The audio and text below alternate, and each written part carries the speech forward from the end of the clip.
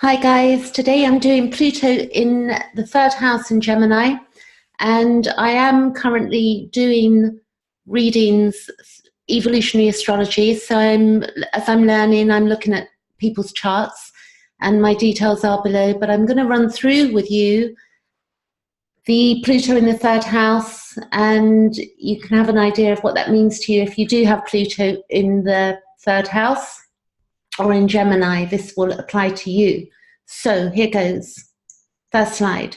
So what we've got is that Pluto in evolutionary astrology, it relates to the soul and the soul's underlying evolutionary desires. It is the depth of our unconscious and out of our awareness.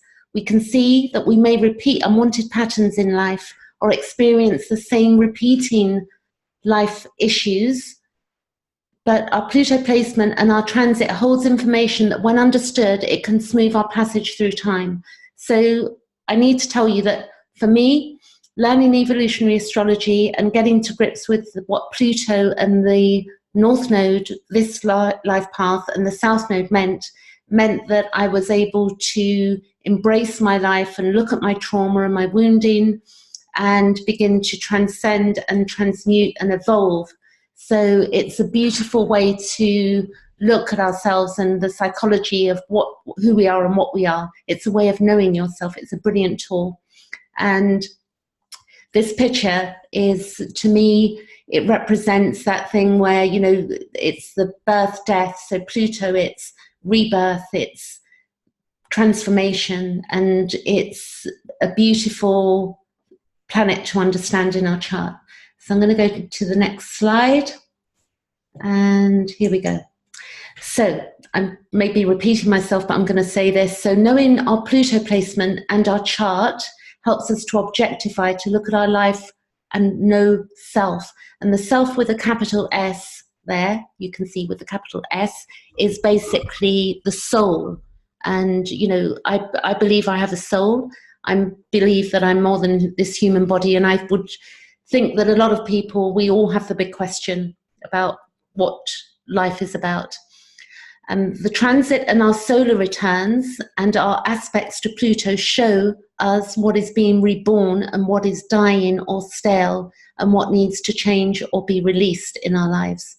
It is looking to see what needs to end to allow for rebirth and for regeneration to occur in our lives. Through life, we experience dark nights of the soul, and this is a door to the deeper self. Our life experiences need to be examined so any wounding or painful events can be thawed out, which allows for rebirth. We are here to live fully with an open heart and explore the world and to transform and transmute that which holds us back. And I don't think anybody would disagree with that. We all want to achieve and have understanding. And the big question that we all ask at some point, you know, for many of us, you know, in our later years, it's like, why am I here?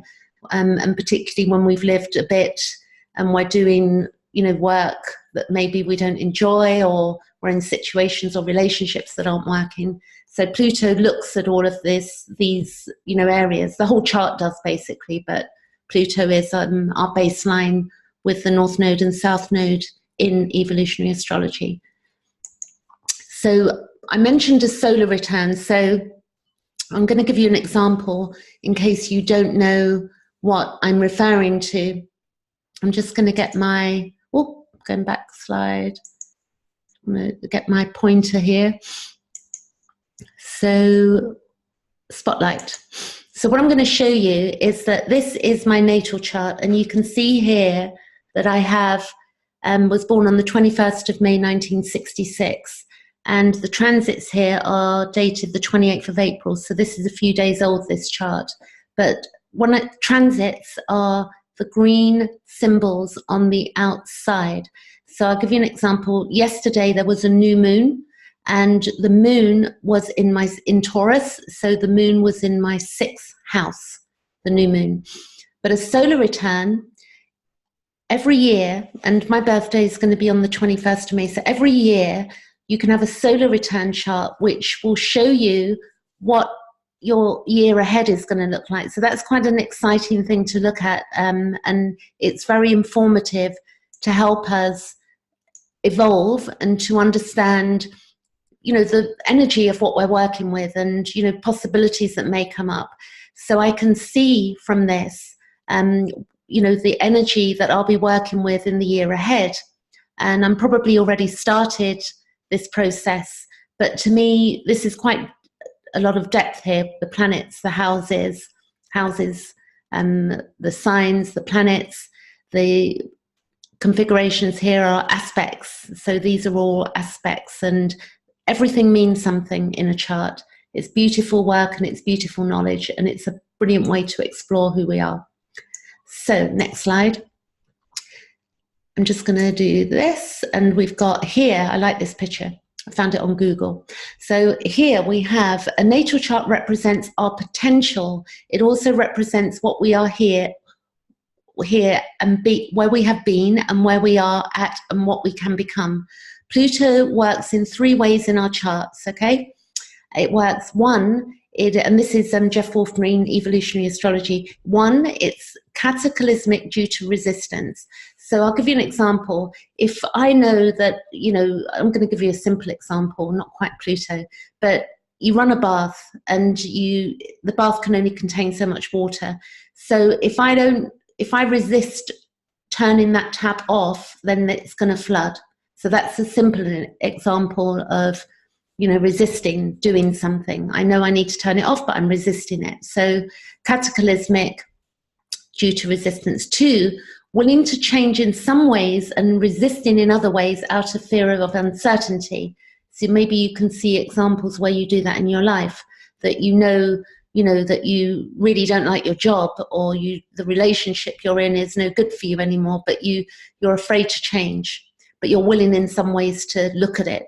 And then the 3rd way is to jump in with one's heart and soul with desire to understand and learn, and eliminating the resistance. So we have to understand that we do have free will, and knowing this means we get to make choices. It is important we look at the totality of a chart, and in evolutionary astrology, the baseline used will be Pluto and the North Node and the South Node. Next slide. Okay, so this is the exciting bit that people, if you come to see Pluto, 3rd house or Gemini, okay? We've got here, Pluto here will confront their intellectual structure and organization, a reorientation. It's a time to examine personal opinions and the basis of opinions. There can be a collapse of intellectual and logical connections and a repositioning. There can be intellectual disagreements or arguments. Circumstances and events can be drawn that will challenge opinions. Where there was agreement, disagreements can now permeate. This is a time of harnessing new points of view and an increase in their intellectual framework so that life can be seen in new ways. This allows for the elimination of worn-out thoughts and ideas about the reality of or nature of things. This helps to awaken why we think about things the way we do. It allows for awareness, or why things have been organized intellectually the way they have. The mind is now deepening, and the releasing of all that is superficial with regard to ideas. The deepening of the mind occurs via examination and looking at the base of how one thinks. So this is Pluto. It could also be a transit through the 3rd house also. You could look at it from that perspective if you're watching. So Jeff Wolf-Green in Pluto 1, Volume 1, states 3 states will progressively experienced with Pluto in the 3rd house. Let me take a sip of water. So what we've got is the need to eliminate outright certain opinions, mental attitudes, points of view, or a whole system of intellectual organization. 2, the need to reformulate or deepen certain ideas about the nature of reality that can still be relevant and functional. And 3, the need to reach out for new experiences that allow for new ideas, information, and knowledge to come.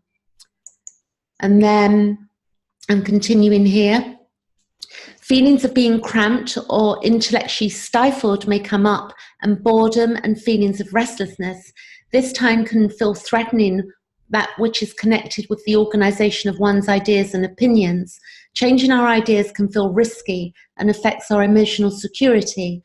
Resistance can be created to the needed transformation. Our degree of resistance controls the degree of conflict one will experience, inner and outer. New information is needed from the outer environment to allow for new ideas to surface from our inner depths. There may be irritation around superficial explanations with regard to the opinions of others. Any outer explosion from you will be that of the inner with regard to the shallowness of mindlessness of others. An inner desire for new information and scattering energies will deepen. A reorganization is taking place that needs to occur. This is about building new foundations through new ideas. Travel here can create new patterns of thinking, and movement allows for us to deal with new thoughts, new experiences, information, and conversations. The need for travel will be cyclical, and time alone will be needed to digest, to discover new thoughts and perspectives. It is important to be aware of those cycles and work with them. This time is a time to expand mental horizons and to rid oneself of obsolete thinking and opinions, and to think through and discover new ways of thinking, a time of self-realization. Okay, so I think that's a good one. Then we have Gander here, and I really do like this saying, or the quote rather. He says, mankind is engaged in an eternal quest for that something else he hopes will bring him happiness, complete and unending. For those individuals who have sought and found God, the search is over. He is that something else. So this is about really what we're seeking is not outside ourselves, it's inner. And that can take half a life for us to get to, because clearly we're evolving and our consciousness is expanding every moment every breath that we take, we're learning something new. And it takes time to understand this, and we're all at different levels, and babies are being born and so on and so forth. So, it's just the way we are as human beings. So I like this also. This is a picture of Carl Jung, and he lived in Switzerland, and he worked with Freud. They both basically discovered psychoanalysis, and it's a brilliant tool also, astrology, to look at the mind. So, and Carl Jung looked at over 500 couples charts when he was in practice. So that's worth knowing. He does say, one of his sayings is, until you make the unconscious conscious, it will direct your life and you will call it fate. So this is Pluto, yes? It relates to Pluto to me. And he says, we can see how this statement has, I say we can see how this statement has a direct connection to Pluto. And then another, Carl Jung, is what you resist not only persists, but it will grow in size. And that is, if we don't deal with what needs to be dealt with, then it's a problem. It's like if we know the bath is overflowing, simple thing that I'm giving you here, and we don't turn off the tap, we know we're going to have a problem. So in life, we're confronted with things that we have to deal with, and we can either put our head in the sand or we can dig and start saying, okay, what is going on here? What do I need to learn from this? What do I need to know? What do I want for myself? Why am I here? So resistance determines the magnitude of our problems or confrontations. So the source material, we've got Jeff Wolf Green, Pluto 1, The Evolutionary Journey of the Soul. You can get that on Amazon, brilliant book. And there is a part 2 to that book as well. And you've got various quotes here from Carl Jung, Gander, the quote that I read, and some pictures from Google. And the last slide is my email, if you want to email me with any questions. If you don't want to leave them below the video on YouTube, you can email me privately. I'm going to stop share, and I'm back. So if you'd like to look at your chart with you, you need your date and place of birth and time, preferably. It's easy that we've got the time, then we know exactly what planets fall into what houses. But I also counsel on complex PTSD response because I came from trauma, and that's one reason I got into astrology, because I began to want to understand why my life was the way it was. And I also help people with anxiety and panic attacks through something called tapping, fast EFT. That's my video for today. Thanks for watching, and hit the notification button or leave a message below if you've got any questions. Thanks for watching. Thank you.